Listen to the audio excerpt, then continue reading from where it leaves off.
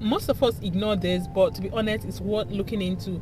I'm one of those people that ignored it, and at this moment or at this point of my life, I'm seriously regretting it, and I have few months. Hi everyone, welcome back again to my YouTube channel. If today is your first time here, my name is Stella. If you have not subscribed to my channel, what are you waiting for? Please don't forget to like, subscribe and share my videos. Click on that notification bell to get notified whenever I post any new video. And for my returning subscribers, thank you guys for the love, thank you guys for the support. Honestly, I really do appreciate. So on this channel, I talk about my life here in the UK, what is happening around me, and I share information. So if this content looks like what you're going to be interested in, then like, subscribe and share my videos. So in today's video, I'm going to be sharing with you guys my regrets, and at this point of my life, I am tired. So I came to the UK in 2018, and as at that time I don't even have kids. It's just me and my husband.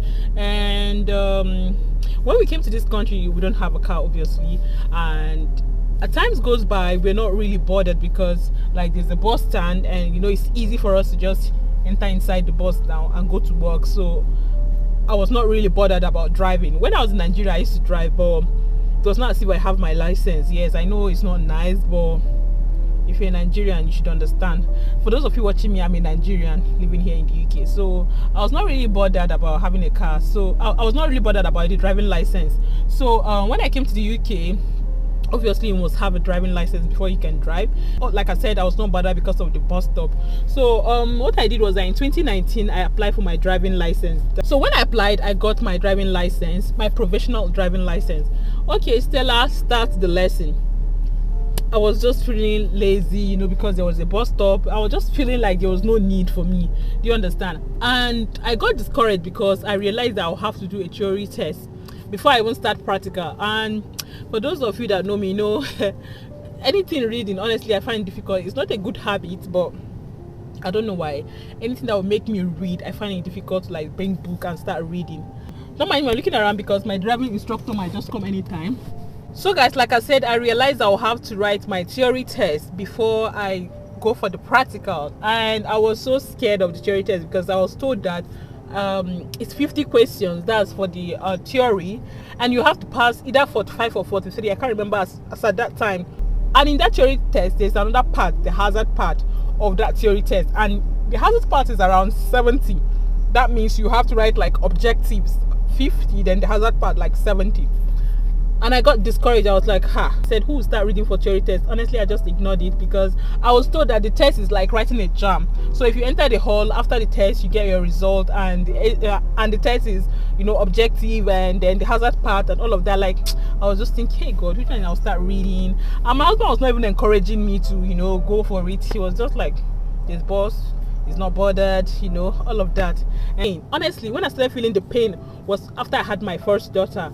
Mind you, having a car here in the UK as a family is not a luxury. For me, I feel it's a necessity. So it's true that not everybody in the UK will drive a car. I understand that. But I'm just trying to share with you guys my own personal experience, how it has affected me, and while at this point of my life, I'm still regretting all of that. Because when I don't have a child, I think if I have, you know, concentrated and do all of that, I should have sorted myself out. When I started feeling the pain was when I started going to work. I'll be like, I'll pay taxi to drop my daughter, pay taxi to go to work, come back from work, pay taxi, pick my daughter, pay taxi, come back. I was like, what is this? That was when we started thinking about car. I was like, we need a car. Fast forward, I decided to go for my theory test. I did the first one, and the first one I failed.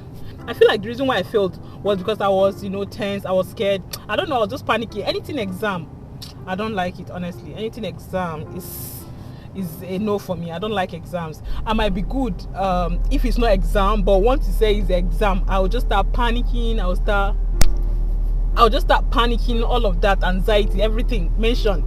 I don't even know how I graduated from university, honestly, because I don't like exam. So the second time I passed, so I was so happy when I passed. So now fast forward to practical. My first instructor, I was paying him around £28 per hour. And that instructor, the reason why I stopped was I don't know what he was doing. Honestly speaking, I was so like, every day you're teaching me the same thing. If you notice your instructor is just teaching you one particular thing, some of these instructors honestly, they are not nice. They are all after your money. And I could remember my instructor was telling me he's not going to the test center with his car, with me, that I'll have to go with my car. I said, you've been teaching me and you don't want me to go with your car. I don't want to call the country where this man is from, because I felt like proper Englishman will not tell me that. But I don't want to start, saying these people from this country, this is how they behave, or people from that country, this is how they behave. I was like, why will he tell me that kind of a thing? But after I had like 27 hours with this guy, and honestly, I don't even know what I was doing. He tried though, but I was just not happy because I felt like I was just paying this guy money, and like I'm not seeing what I want. Do you understand? And mind you, after 2 years, your theory test will expire. That means I'll have to write another test, and that is why now I'm panicking. I'm going back to work soon. I've got 2 kids, so will I be calling my husband every single day when I need him? Even at this point, he's tired of me. So with 2 kids, will I be taking taxi? Will I be taking bus? And where I live now, there's not really much access to bus, because I feel like most people in this street, I mean in this area, all of them have a car. Even if they don't have a car, it's true, just few persons that don't have a car. So it is always taxi. I was like, how would I take 2 kids like this? And honestly guys, like I am tired, and I have few months. If not, I'll have to write my theory test, and I hate reading for that theory test. I know how I was reading. You think I'm one PhD student. You need to see me. If you're in the UK and you've got kids, honestly speaking, I think you should start thinking on this theory test. After theory test, go for your practical, because car is really important. If you have a family, it will help you a lot. It will save you cost. I know that some persons will be thinking, oh, how much is getting a car, to fuel it, to do this one, but check the comfort. For me, check the comfort. Cars are not even expensive. You don't need to go and buy one expensive mighty car like that. No. So all you need to do is to go for a car that you can afford. So I used to think the theory part is the difficult part, not knowing that no, it's the practical. Some persons are lucky after the first test, they will just pass. But for me, I don't want to share with you guys how many times I have gone for this practical test. Like if I go, it's either they'll tell me I'm not turning, like I don't know. Driving in this country, if you're going for a driving test in this country, you have to be turning your neck. Like at a point when I was doing it too much, I started feeling dizzy. I was like, I beg, before I go and hit the car, because I'm trying to impress the examiner. I don't even know why they are behaving like this in this country. Honestly, for me, their driving tests in this country, I don't really understand it, because they judge with little thing. Little thing will just fail you. Like little thing will just fail you. And now you don't have to say, okay, you were a professional driver back in Nigeria. Don't mind me, I keep saying Nigeria because I'm in Nigeria. Now you don't have to say you're a professional driver in Nigeria. In this country, when I come to this country, you're zero, to be honest. It's not by being a professional driver back home. I don't know if you understand what I'm trying to say. And having a car will open doors to so many things, even in terms of job. So there's some jobs that you want to go for. They'll ask you, do you drive? At this point, I'm paying per hour £30. Although I had to stop with my previous instructor, I went for another company. The company were charging me, I don't know if it's 20 something pound, either 28 or 29 pound if you book bulk, like if you book for like 10 hours. And some other companies are charging 35 pound, 30 pound per hour. In fact, at this point I think I'm paying 30 pound per hour now.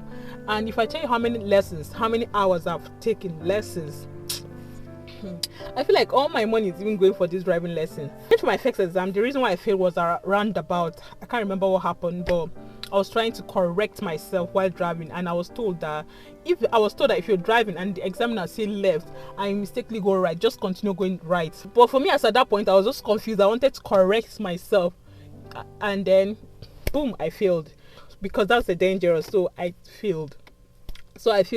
And the second time, in fact, I don't want to start telling you guys everything, but I am tired. In 2 to 3 months, is it 2 to 3 months, around April, my theory test will expire. And as soon as the theory test expire, I'll have to register another one. And all these things cost money. It's not for free. You go for driving test, it's not free. You go for exam, it's not free. You go for practical, it's not free. Nothing is free. If I calculate how much I have spent in all of this, I think I'll use the money to do something very important in my life. Honestly speaking, I am really tired. If you're watching this video and you've done your theory test, practical test, leave me a comment and tell me your experience. How did you pass? Just share your tips with me, because me, I am tired. Honestly speaking, I'm waiting for my instructor to come so that we'll start going. and I'm really angry. I'm not happy because he's traveling and I'll have to go with my car. I don't even know who will take me there yet, but at this point I'm just tired, and I was like, I need to share this with my audience because I know some persons might be relocating to UK with their family and be thinking all those things is easy, thinking the driving is easy. It's easy though, but I don't know, their rules is just too much. That's just it. The rules are just something else. And yes, you're allowed to drive with your international license for 1 year. After the 1 year, you will need to also do the theory test, practical test, and get your UK driving license. But after 1 year, you need to do all of this. So that's why I was like, you know what, let me share with you guys, because some persons might just be ignorant and be like, nothing day there. It's not to drive. Honestly, something day there. I'm not even going to lie. Something day there. I remember talking to my brother and he was like, it's not just theory test. The day he went for his theory test, I don't even want to talk about it because he felt like there's nothing. He was just like, what's the app? Because there were some apps that I used that helped me. So I told him the app. He was like, this question are easy. Trust me, nothing is easy. If you're watching it or if you're reading it, it might be like, it's easy, but it's not really that easy, because when you get to the exam hall, you feel like you get two questions that are almost the same thing, or two answers that are almost the same thing. You'll be like, it's just so confusing. So after his test, he came back and told me I need to read this thing very, very well. And these are some apps that helped me when I started my own test. These apps really helped me. You can see them on the screen. This app really helped me. So you can also use the app if you're planning to start your own driving lessons or driving tests. You can also use the app. So honestly, I'm just so sad because if I don't pass this test in a few months, I'll have to start again. I'm tired, honestly speaking. So please leave me a comment, share with me some tips on how to pass, because I need this help. I really need it, guys. So if you're planning on coming to the UK, honestly, as soon as you enter the country, just consider doing that, except you don't feel like driving. Like I said, it's not everybody that will drive in the UK. Everybody must not drive in the UK, but honestly, if you have kids, it will help you a lot. If you're going to work, if you're doing this, it's going to help you a lot. It's going to help you a lot. So guys, I'm about to end the video now. That's my instructor. He's here already. He was telling me to take off my car from the parking space so he can park his car. So yeah, I've come to the end of today's video. If you find this interesting and informative, don't forget to give it a thumbs up, like, subscribe, and share. I believe it's going to help one or two persons coming to the UK with their kids or with their family. Trust me, it will. Bye guys.